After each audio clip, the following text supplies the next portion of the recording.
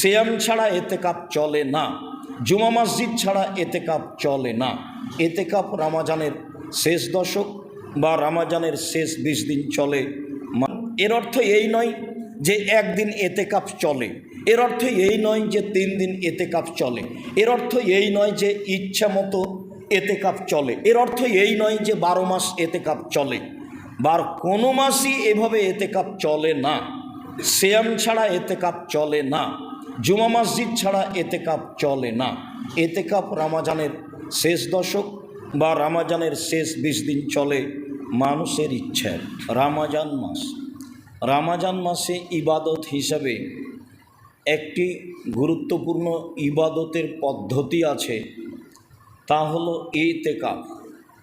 ইতিকাফ শরীয়তে কোনো এমন সারি বিধান নয় যে করতেই হবে, না করলে গুনাহগার হবে মর্মে প্রত্যেক পাড়ায় একজন না একজন ইতিকাফ করবে, কথাটি মিথ্যে। করবে মনে করলে পাড়ার লোক গুনাহগার হবে, এটাই সত্য।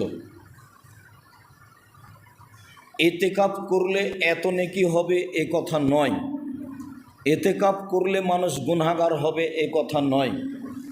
রমজানের শেষ দশকে আল্লাহকে বেশি বেশি ডাকার জন্য একটি পদ্ধতির নাম ইতিকাফ।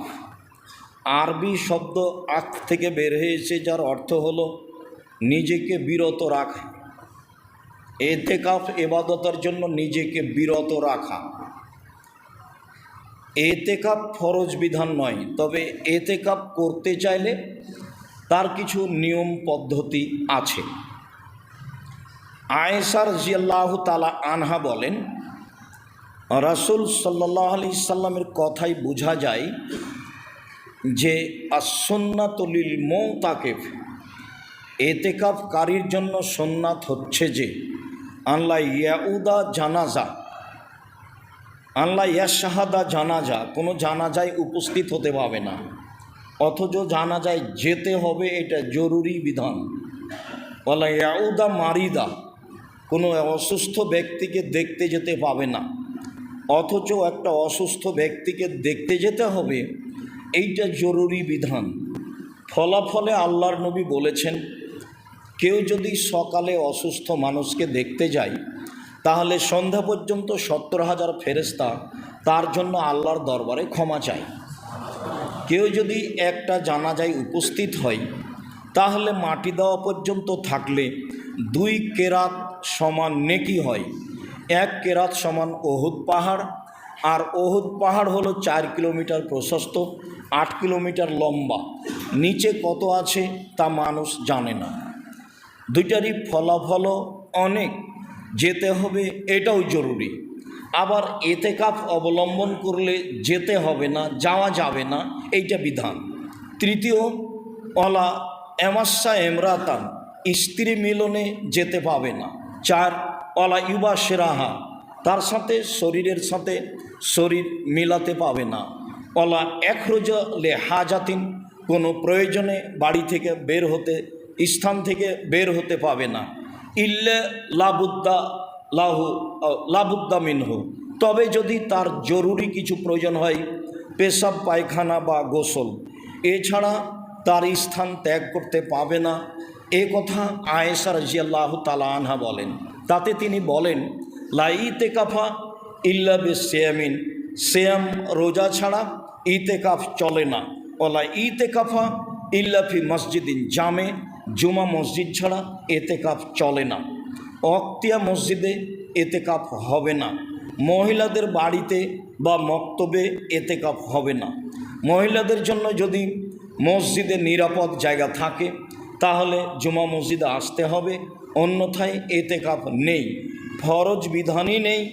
তার হজ ফরজ, টাকা আছে কিন্তু মাহরাম নেই, তখন তার উপরে হজ ফরজ হয়নি। আর ইতিকাফ তো ফরজের কোনো প্রশ্নই আসে না। হজ ফরজ বিধান তো মাহরাম ব্যক্তি নেই, তখন তার হজ ফরজ হয়নি। বোনের স্বামী যাচ্ছে, বোন যাচ্ছে, তাই বোনের সাথে চলে যাবে, এই সবগুলো অহেতুক কথা। বা আরও 5 জন মহিলা যাচ্ছে, মহিলার সাথেও হজে চলে যাবে, উমরায় চলে যাবে, এগুলো অহেতুক কথা। এসব কথার সাথে রাসূল সাল্লাল্লাহু আলাইহি সাল্লামের কোনো কথার মিল নেই। বলছিলাম ইতিকাফ। আয়েশা রাদিয়াল্লাহু তাআলা আনহা বলেন, কানান নবী সাল্লাল্লাহু আলাইহি সাল্লাম ইয়াতাকিফুল আশরাল আওয়াখিরা হাত্তা তাওয়াফাহুল্লাহু তাআলা। আল্লাহর নবী রমজানের শেষ দশকে ইতিকাফ করতেন, এভাবেই তিনি দুনিয়া থেকে বিদায় নিয়েছেন। সুম্মা ইতাকাফা আজওয়াজুহু মিন বাদিহি, এরপরে তার স্ত্রীগণ মসজিদে ইতিকাফ করতেন। মহিলারাও মসজিদে ইতিকাফ করতে পারে, প্রমাণে বুখারী মুসলিমের হাদিস। রাসূলের স্ত্রীগণ ইতিকাফ করতেন। আবু হুরায়রা রাদিয়াল্লাহু তাআলা আনহু বলেন, কানান নবী সাল্লাল্লাহু আলাইহি সাল্লাম ইয়াতাকিফুল আশরা, আল্লাহর নবী নিয়মিতই রমজানের শেষ দশক ইতিকাফ করতেন। তবে কানা ইতাকাফা ইশরিনা ফিল আম আল্লাযী কুবিজা ফিহি, যে বছর তিনি দুনিয়া থেকে বিদায় নেন, ইন্তেকালের বছর তিনি 20 দিন ইতিকাফ করেছিলেন। মানুষ প্রয়োজন মনে করলে, ভালো মনে করলে 20 দিন ইতিকাফ করতে পারে, হাদিস বুখারী মুসলিম। তবে তিনি সাধারণত শেষ দশক ইতিকাফ করতেন।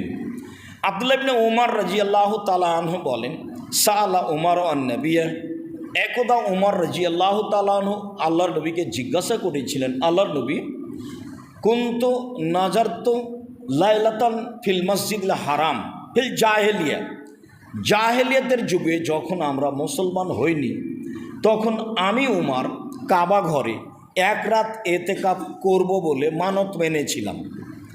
1 রাত ইতিকাফ করব বলে মানত মেনেছিলাম। আল্লাহ রাসূল তাকে বললেন, ফাউফে নাজরা, তুমি তোমার মানত পূর্ণ করে নাও, 1 রাত ইতিকাফ করে নাও। হাদিস বুখারী মুসলিম। এর অর্থ এই নয় যে একদিন ইতিকাফ চলে, এটাই ছিল তার মানত, যা পালন করতেই হবে। মানত পালন করতেই হবে যে কোনো মূল্যে। তো সন্তান হলে উট কুরবানি করব বলেছেন, আকিকা দিবেন, তো উটের তো আকিকা হয় না। তো এখন ভালো কাজের একটা করেছেন, সিদ্ধান্ত নিয়েছেন, তো নিয়ে আসেন, রাজস্থান থেকে উট কিনে নিয়ে আসেন, বা বাংলাদেশে কোথায় পাওয়া যায় খুঁজেন। যদি সম্ভব না হয় তাহলে 10 জন ফকিরকে 100 কেজি করে চাউল দিয়ে ফিরে আসতে হবে। এই হলো পদ্ধতি। তো মানত করেছ তুমি পূর্ণ করো, এটা ছিল মানত। এর অর্থ এই নয় যে একদিন ইতিকাফ চলে, এর অর্থ এই নয় যে 3 দিন ইতিকাফ চলে, এর অর্থ এই নয় যে ইচ্ছা মতো ইতিকাফ চলে, এর অর্থ এই নয় যে 12 মাস ইতিকাফ চলে। কোনো মাসই এভাবে ইতিকাফ চলে না। সিয়াম ছাড়া ইতিকাফ চলে না, জুমা মসজিদ ছাড়া ইতিকাফ চলে না। ইতিকাফ রমজানের শেষ দশক বা রমজানের শেষ 20 দিন চলে মানুষের ইচ্ছায়। আয়েশা রাদিয়াল্লাহু তাআলা আনহা বলেন, কানান নবী সাল্লাল্লাহু আলাইহি সাল্লাম ইজা আরাদা ইয়াতাকে ফাসাল্লাল ফাজরা সুম্মা দাখালা ফি মুতাকাফিহি, আল্লাহর নবী যখন ইতিকাফের ইচ্ছা করতেন, তখন ফজরের সালাত আদায় করে তিনি তার ইতিকাফের স্থানে প্রবেশ করতেন। হাদিস মুসলিম। এতে মনে হচ্ছে যে ইতিকাফে বসার টাইম হলো ফজরের সালাতের পরে। হাদিস তো সহিহ, কিন্তু সব হাদিসের বিবেচনায় দেখা গেছে যে আসলে শেষ দশক শুরু হয় 20 রমজান শেষ হলে সূর্য ডোবার পরে। যার কারণে আবার যদি ফজরের সালাতের পরে ইতিকাফে বসা হয় তাহলে রাত ছুটে যায়, যেটা বিশেষ ইবাদত রয়েছে। যার কারণে সব মিলে এটাই যে ইতিকাফ করতে চাইলে 20 রমজান শেষে মাগরিবের সালাতের পরে তার ইতিকাফের স্থানে বসবে। ইতিকাফ অবস্থায় জরুরি প্রয়োজন ছাড়া বাইরে কোথাও যেতে পারে না, তবে পরিবারের সাথে প্রয়োজনীয় কথা বলতে পারে, জরুরি কথা বলতে পারে। আল্লাহ রাসূল বলতেন, রাসূলের স্ত্রী সাফিয়া রাদিয়াল্লাহু তাআলা আনহা একদা রাসূলের ইতিকাফ অবস্থায় মসজিদে আসলেন। তিনি স্বামীর সাথে কথা বললেন। যখন কথা শেষ হয়ে গেল তখন তিনি বিদায় নিচ্ছেন, তো পিছে পিছে আল্লাহ রাসূলও হাঁটছেন মসজিদের বারান্দা পর্যন্ত। বের হওয়ার কাছাকাছিতেই 2 জন লোক সামনে পড়ল। আল্লাহ নবী বললেন, ইনি হচ্ছেন সাফিয়া। সাহাবীগণ বললেন, বলেন কি? আপনি কি মনে করছেন যে আমরা সন্দেহ করব এ অন্য মহিলা? তাই কি আপনি তাড়াতাড়ি বললেন যে এ হচ্ছে সাফিয়া? তখন আল্লাহ রসুল বলছেন, দেখো আমি তাড়াতাড়ি বললাম এই জন্য যাতে করে শয়তান তোমাদের অন্তরে এতটুকুও জাগাতে না পারে। এইটা বাক্যে, হাদিস বুখারী মুসলিম, এইটা বাক্যে এ মহিলাকে এইটুকু তোমরা যে ভাববা, এই ভাবা যেন তোমাদের ভিতরে না আসতে পারে, তাই আমি বলে দিলাম এটা সাফিয়া। আয়েশা রাদিয়াল্লাহু তাআলা আনহা বলেন, কানান নবী সাল্লাল্লাহু আলাইহি সাল্লাম ইখরুজু ইলাইয়া রাসাহু ওয়া হুয়া ফিল মুতাকিব। আল্লাহ নবী তার মাথাটা ইতিকাফ অবস্থায় আমার দিকে বের করে দিতেন, লা আগসিলাহু উরাজ্জিলাহু, যাতে করে আমি মাথাটা ধুয়ে দিই, যাতে করে আমি মাথাটায় চিরুনি করে দিই। মাথাটা ধুয়ে দেওয়ার সুবাদে তিনি মাথা আমার দিকে করে দিতেন, আমি তা ধুয়ে দিতাম। হাদিস বুখারী মুসলিম। তাহলে স্ত্রীর নিকট থেকে এইটুকু সেবা নেওয়া যায়, বা স্ত্রী প্রয়োজনে কথা বলতে পারে, প্রয়োজনে সামাজিক জরুরি কথা বলতে পারে। মোবাইল ব্যবহার করা থেকে বিরত থাকতে হবে সম্ভবপর, যে কোনো অপ্রয়োজনীয় কথা থেকে বিরত থাকতে হবে সম্ভবপর। বলছিলাম ইতিকাফ, যা বললাম মোটামুটি ইতিকাফের অবস্থা। মনে থাকে ভালোভাবে যেন যে ইতিকাফ কোনো জরুরি বিধান নয়। ইতিকাফ মহল্লা একজন করতে হবে, এটা একটা মিথ্যা কথা সমাজে ছড়িয়ে আছে। এই মিথ্যা থেকে মানুষকে ফিরে আসতেই হবে। কেউ যদি এইরকম বিশেষ পদ্ধতিতে ইবাদত করতে চায়, তখন তার পদ্ধতি হলো এই।